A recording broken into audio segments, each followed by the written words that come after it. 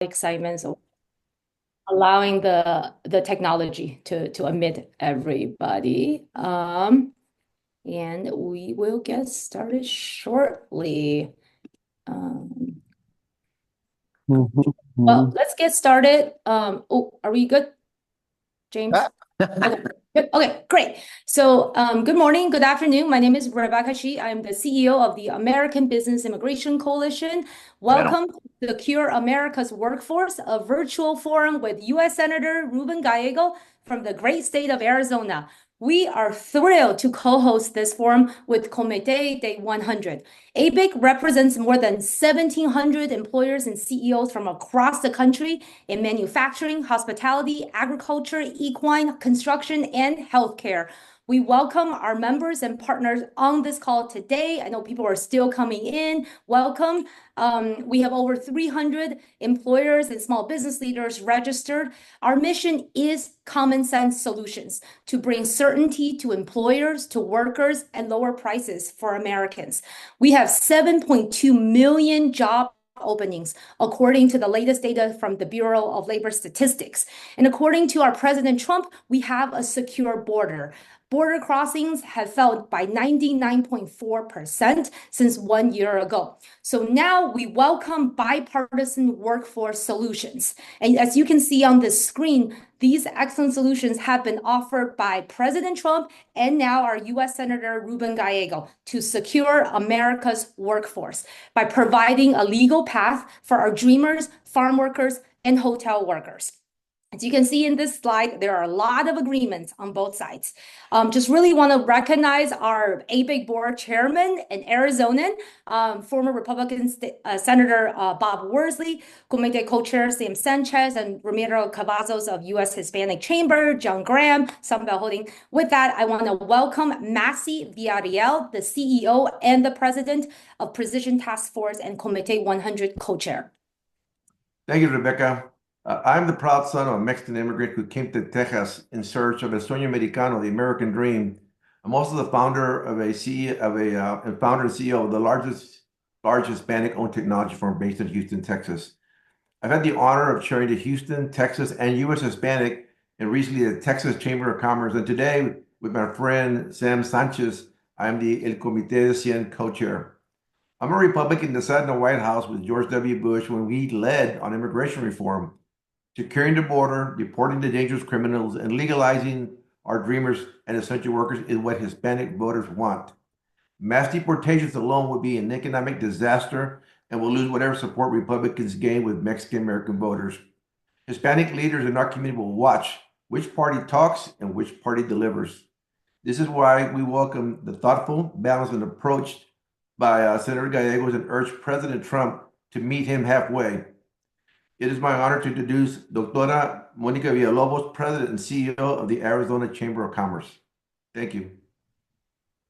Thank you so much, Massey. Such a pleasure to be here again. My name is Mónica Villalobos, and I serve as President and CEO of your Arizona Hispanic Chamber of Commerce. For over 75 years, we have been serving businesses not only in Arizona, but across the country. We're a $3.8 million organization making almost a $500 million impact in Arizona, representing 1,200 members, 106 corporate partners. And today I represent our 40 board of directors that understand all too well the plight of small business owners. We are a border state, and Latinos make up 30% of the state, 40% of Phoenix Metro, and 50% of K through 12. If you are doing business in Arizona, then you are a Latino business. It's your customer base and your supply chain. Emerging and established businesses rely on migrant labor in agriculture, construction, healthcare, hospitality, and many other industries. They are the backbone of our economy. We're not just contributing, we keep America running, and we keep Arizona running. We have always been here. We are here to stay. And if they let us, we will save this country. We went to Washington, D.C. with ABIC in March and met with Senator Gallego. We talked about the fear and uncertainty in our community. This week, he delivered. We can do both. secure our border, and secure our workforce. The American people want and need a common sense bipartisan solution that protects our borders and our workforce. Arizona voted for Dreamer benefits, and that is one of our favorite parts of this specific policy. To explain how we do that, please help me in joining and welcoming the first Latino senator from the great state of Arizona, Ruben Gallego. Thank you all. Thank you, gracias, Monica. Listen, thank you again for this invitation and the opportunity to discuss, this critical topic that we've been discussing actually for far too long. And certainly in the last campaign, immigration reform and border security. So I first want to commend the American Business Immigration Coalition and Comité de 100 for convening this important forum. I stand before you today not just as a senator, but as someone who deeply understands this issue from a personal perspective, from a perspective of being a border state citizen, but also understanding that Washington, D.C. has failed us for far too long. The partisanship that has really dragged this conversation down into almost no movement and even some backsliding is something that has been unbearable to watch in my years, not just obviously as an elected official, but as someone who has had family and have family in different stages of the immigration process. So what I'm trying to do here is to bring a new injection of ideas to the immigration conversation. And so five-pillar framework called Securing the Border and Fueling Economic Prosperity, because it just offers that, and it's a very different path forward than we have seen in the past. It's a comprehensive approach that recognizes the realities of our broken system and seeks to fix it. So first, we have to start with securing the border. And this is really not a negotiable position. In the past, we have seen one for the other, people asking for that trade-off. But I think it's important that people understand that those that do want to see immigration reform are at the core in support of a secure border.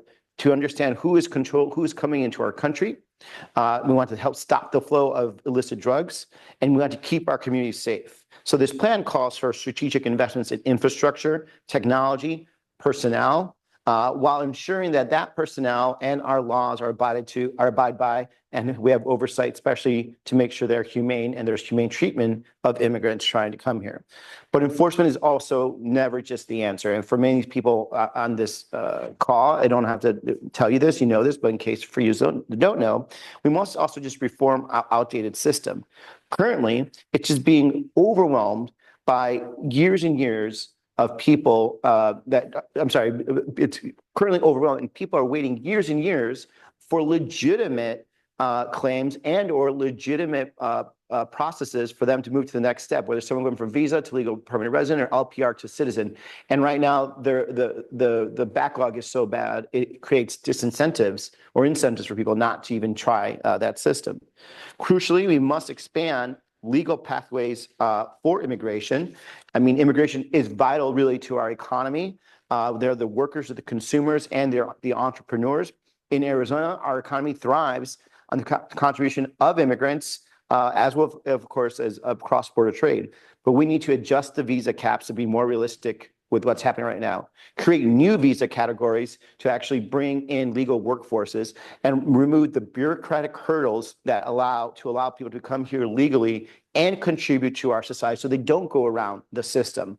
So this is why my fourth pillar calls for bringing people out of the shadows. We must provide a pathway to citizenship for dreamers and undocumented spouses of U.S. citizens. These are individuals who are already part of our community, contributing to our economy, enriching our culture. It is time to give them the chance to an American dream. Finally, we must address the root causes of migration.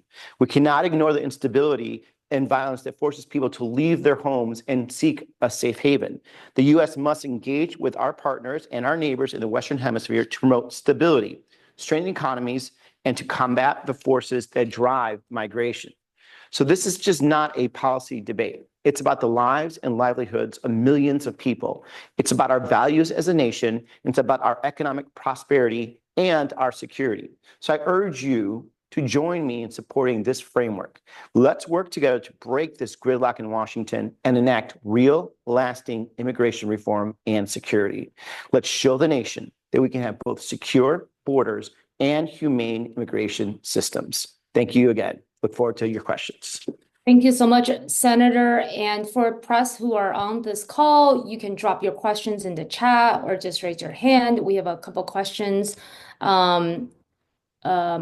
in the chat already. Senator, the first question is, what will the impact on Latinos vote be if the president delivers only a secure border and mass deportations, but not work permits for long-term immigrants? And then another question, and they ask you if you can also say this in Spanish, is have you heard from industries in your state about this issue? Okay, so the first question is, what would the impact be of the Latino vote if they deliver secure border, but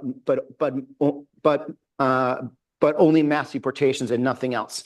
I think the president and the Republicans will end up having whatever success they had with Latinos, especially Latino males, start being to erode.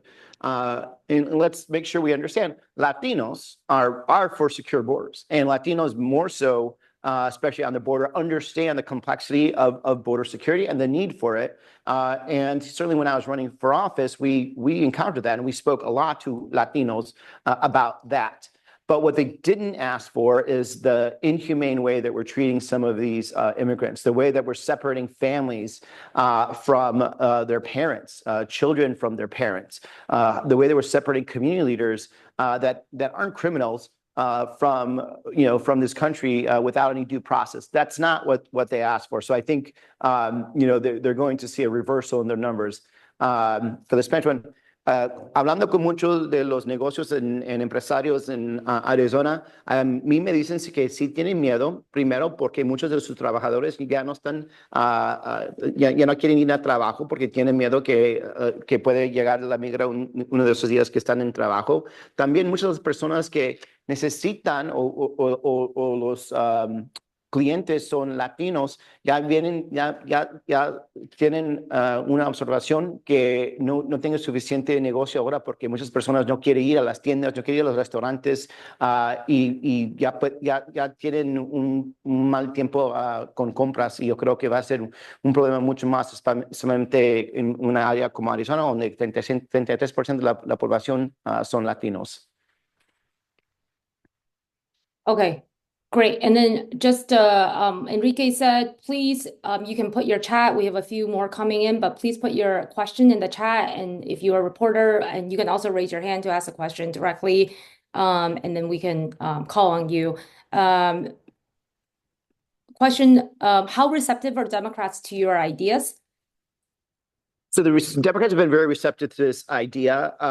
Obviously, it is a move away from what they have traditionally been used to when it comes to comprehensive immigration reform. But at this point, we all want to see a solution to this, and it's not necessarily just the Democrats want a Democratic solution. The country really does need this. We want to again emphasize a secure border and to actually fix the backlog of people that want to become citizens, that have a legal right to be citizens already, and then also, of course, to take people out of the shadows, and so we can fix the problems going forward. That is something that I think has not really been incorporated in the past, and we're very excited that we get to share that, and we're hoping that other people will take up the pillars and even add a little more to it if they want, but making sure that we understand where it's going forward. Thank you so much. We have heard this so many times, Senator. Oh, whoops, sorry. And this is we have heard this so many times, Senator. What are you going to do differently that will help regain the trust of the Latino and immigrant population? Well, first, what we have to do is actually regain trust of everybody. And because if we don't get trust of the American public to secure the border, we're not going to be able to move up to step 2, which is immigration reform. And what has happened in the past is there's been, again, this trade where we will give more for border security in addition than we will get immigration reform. My thesis is that in order for us to build trust with the voter and eventually get immigration reform, we first have to make sure we continue to have the least amount of border crossings possible. And then moving on to number 2, we have to be realistic. Not everyone is going to get is going to be able to become a citizen. As a matter of fact, this bill is very specific that it will narrow who can actually become a citizen. But what we do provide is stability. The idea that you're going to be able to work here. You're going to be able to stay here. You're not going to be, arbitrarily deported unless you violate the law, which would happen anyway. But you're going to be able to come out of the shadows and no longer have to work, debajo de la mesa, as we say in my community. And that is a more realistic approach to get something done and passed in a very, very, very hard Congress and Senate. Because even when Democrats have control, we tend not to have enough to overcome a filibuster. We may have one or two Democrats that are against some type of immigration reform, or Republicans are for it. They don't have enough votes. So this is something that I think is more realistic to actually pass something to at least bring some stability for our communities. Great, thank you so much, Senator. I just want to recognize John Graham is on, Glenn Hammer is on, and a lot of really excellent partners. And the reporters that dropped the second question, if you could just let me know who you are. Thank you for the first question was the Washington Post. Adrian Caracicillo with The Bulwark. Voters want a balanced approach, polling shows. But how do Democrats balance new ideas like your framework along with standing up against Trump's illegal overreach from deporting U.S. citizens to arresting judges and threatening to arrest members of Congress at the ICE facility? What do you suggest is the right balance here? And from The Bulwark, thank you. Yeah, it's a very easy balance. What he's doing is bad. What we are doing is what the American public wants. What does the American public want, Adrian? They want a secure border. They want less chaos at the border. And also, they don't want chaos in our communities either. They don't want families ripped apart. They don't want that person that's been working at the same factory for 10 years to be deported because some ICE agency had to meet their quota, right? And they certainly don't want politicians arrested for opposing this presidency, nor other abuses. So one of the actual things that was a big motivator for me to introduce is I want Democrats to be able to not just say, hey, we're against that. I want them to be able to point and say that, but this is what we believe is real border security and real immigration reform that brings safety to our communities, to our businesses, to individuals. And we're not just a party of no. Right. This is from Peter Guzman. Are you for deportation of individuals who have committed violent crimes? This must be said in order to gain the support of the American population. And have you had any conversations? If you're a violent criminal and you are here illegally, you should be deported. And have you had any conversations with Republican colleagues about these ideas? Sorry, this is Las Vegas. This is from Las Vegas. No problem.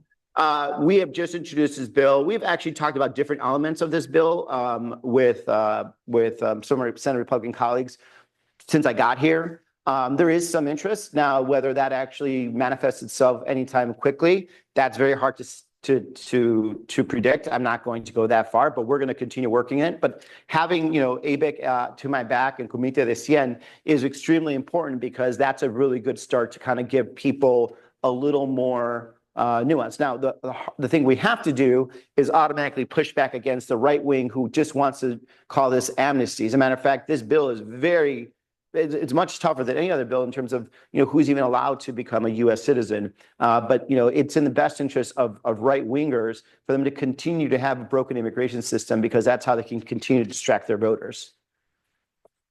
Great. Gloria Gomez from the Arizona Mirror. Similar question: what kind of feedback are you getting from your colleagues from across the aisle or from the Trump administration? Do you see it getting traction even as the administration doubles down on mass deportations as its focus? I can't tell right now because of the Trump administration. Stephen Miller automatically came out and just slammed the bill, even though it literally has elements of what Donald Trump has said he would support in it. So, for example, he has said that Dreamers should have a right path to citizenship. He has talked about people that work here and have no criminal records should stay here. And this is a lot of a very, very narrow bill and idea that is pretty focused, I think, to making sure that it has bipartisan support, and even from people that would call themselves Trumpers. But again, Stephen Miller and those types of people, I'll call, they thrive off us being afraid of immigration reform. They thrive off trying to paint Democrats as being for open borders. And so any strong movement by anybody to refute that scares the hell out of them. So they're going to try to paint this as something it's not. this is why we're going to succeed, because they know that our bill is actually fairly common sense and has a more likelihood of it passing than any other immigration reform bill in the past.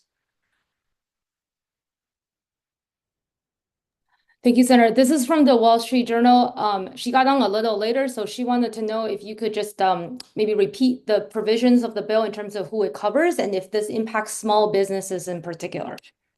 Okay, so it's kind of big, but let's just about who it covers. Who gets to apply for citizenship is dreamers and the spouses of U.S. citizens. Everyone else is going to be here under protection of, basically a new type of visa.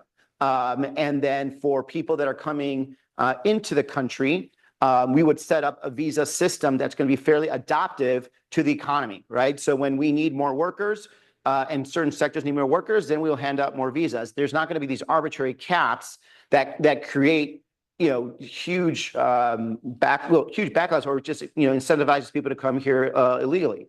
We're going to add more asylum judges, asylum officials, to basically stop the abuse of the asylum system, which we saw for the last couple of years, really change the terms of who can apply for asylum.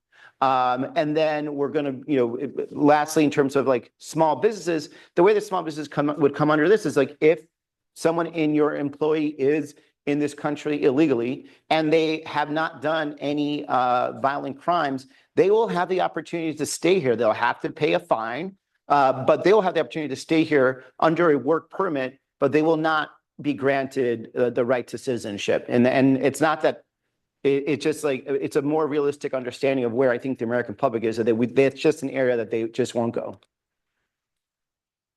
I think I take one more. I gotta jump to another interview, guys. Okay, one more, and if the reporter is also asking if you could do this in Spanish, in terms of the economic impact Okay. to the industry in general. Yeah. Pues yo creo que lo más importante es que va a haber millones de personas que ahora pueden trabajar en este país con la ley. Pueden ir al banco, pueden empezar sus negocios, pueden comprar casas, todo eso, y se pueden quedar en este país. Yo creo que va a ser algo muy bueno por la economía, por el desarrollo, porque ahora vamos a tener millones de trabajadores que pueden trabajar, y también con permiso de trabajo podemos traer millones o miles de inmigrantes que quieren trabajar aquí cada año en una manera legal. Eso es más dinero en la economía, es más dinero por los impuestos de los Estados Unidos, y yo creo que el desarrollo de la economía se va a hacer mucho más mejor. Great. Thank you so much, Senator. I know you got to go for votes. We're so appreciative of guys. you. And we just, like Massey and Monica says, this is a challenge to both Democrats and Republicans to finally deliver. And we really want to thank you It's good for the country. the conversation. Thank you. Adios. Great. And with that, I'm going to move it to Enrique. We just have a couple more call to action before we wrap up. So thank you so much. Go ahead, Enrique. Awesome. Thank you, Rebecca. My name is Enrique Sanchez, and I serve as the Intermountain State Director for the American Business Immigration Coalition. The plan that was just presented today by Senator Gallego is deeply personal to me. As a DACA recipient, it would have allowed me, individuals like myself, to pursue careers that we are passionate about and that we're trained for. In my case, it would have meant that the opportunity to become a police officer, a goal that I had to set aside because of my immigration status. So I want to sincerely thank Senator Gallego for his leadership and urge all members of Congress to work towards bipartisan solutions that both secure our border and strengthen America's workforce. I would now like to introduce George Carrillo from the Comité de 100 to share how you can take action.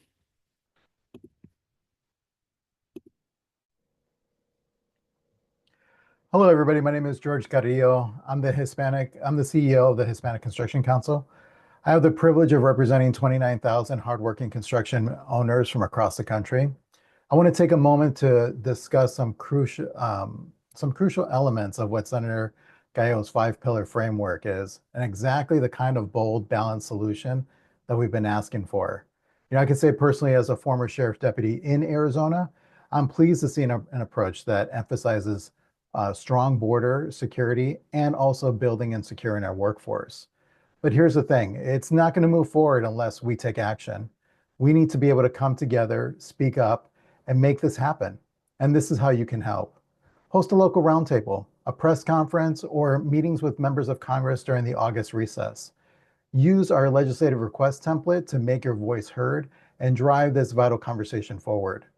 We're also urging everyone to sign our letter to President Trump and Congress, calling for immediate action to secure the border and strengthen our workforce. And if you can't act right away, don't worry. We'll be following up with another letter soon. So stay tuned for details. And just remember that this is a moment in history to show that what we are made of in our community. So let's come together, let's organize, and let's make sure Washington hears us loud and clear, because together we can make a meaningful impact and work towards the changes we know are necessary. Thank you, everybody. Thank you so much, George. We will now hear from some of our leaders about how immigration impacts their business and what action they will take in the coming weeks to move Congress in the right direction. So please be very brief so that we can end on time, and I will interrupt as necessary. Please welcome John Graham.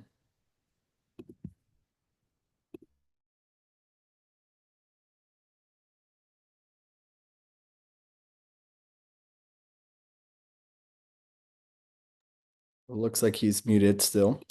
Whoops. There you go, John. Sorry, we mind citing. No problem at all. Thank you. We can't afford to let politics stall real progress. That's why I'm co-chairing a National Construction Council meeting with prominent construction leaders on June 3rd. If you're a construction owner, executive, or know someone who is, please follow up with Enrique Sanchez for details, which you'll see on the screen. Thank you very much. Thank you so much, John. I would now like to introduce Javier Neira to provide his remarks as well.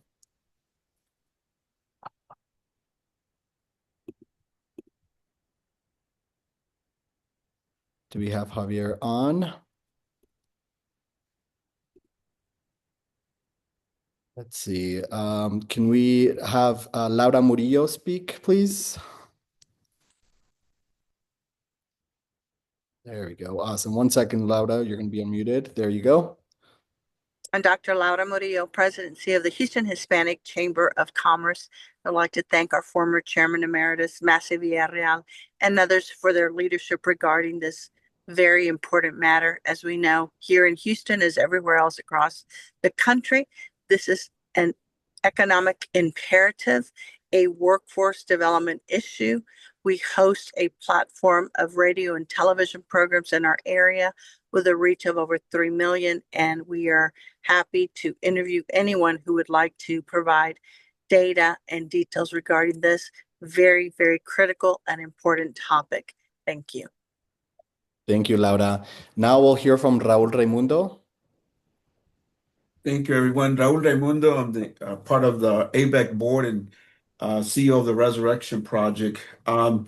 We've been here before. I think what's different about this opportunity is that we have a new senator, new leadership, who is beginning this conversation with focusing on border security, unlike previous efforts.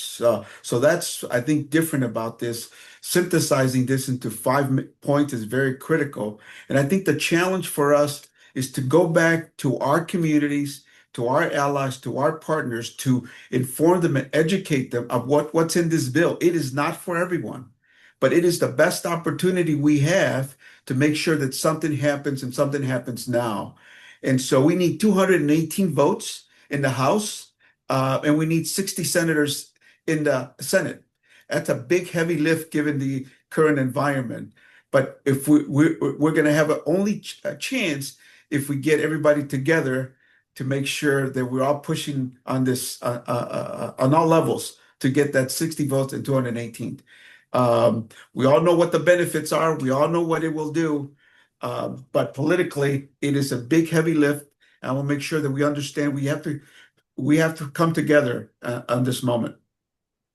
Thank you, Raul. And to close us out, please welcome Comité de 100 co-chair Ramiro Cavazos. Buenos dias. Hello, everyone. I am so honored to be here with each of you. I see many new friends and longtime leaders in our community. I just wanted to share on behalf of the United States Hispanic Chamber of Commerce, our chairwoman, Jackie Puente, are more than 260 chambers who are the voice of Latino business around the country, more than 5 million Latino-owned businesses.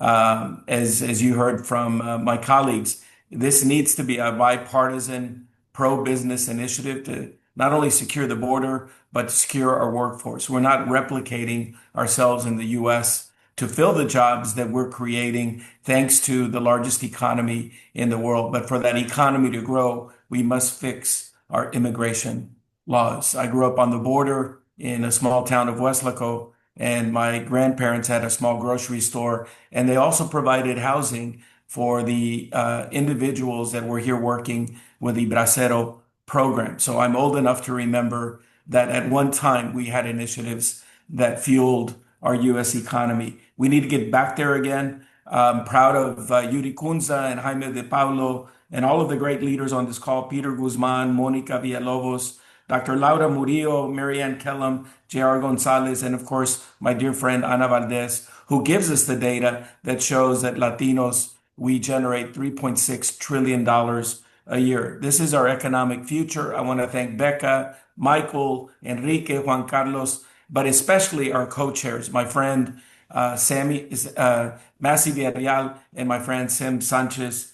We could not be here without your strong leadership. And let me stress, bipartisan leadership will create that political will that we need to pass this bill. And I support Senator Gallego and have had the pleasure of meeting with him before. So muchísimas gracias a todos de parte de la Cámara Hispana de Comercio. Estamos con ustedes. Muchas gracias, Ramiro. We need everyone to take action to get us closer to our goal of getting Congress to work together on an immigration solution that, again, both secures our border and our workforce. And so, once again, just want to reiterate how you can take action. Host a local roundtable, press conference, or meeting with your members of Congress through the August recess. Use our legislative request template to make your voice heard. Please reach out to any of us at ABIC, and we can help you create that template. Our Comité de 100 members who are on, as well as any Latino business leader, we have a sign-on letter. I believe there's a QR code that will maybe displayed on screen that you can sign on to President Trump in Congress, again, calling for immediate action to secure the border and secure our workforce. I want to once again thank Senator Gallego and to everyone here today for your time, your leadership, and your continued commitment to moving this country forward. Muchas gracias for being here, and we look forward to continuing working with you all.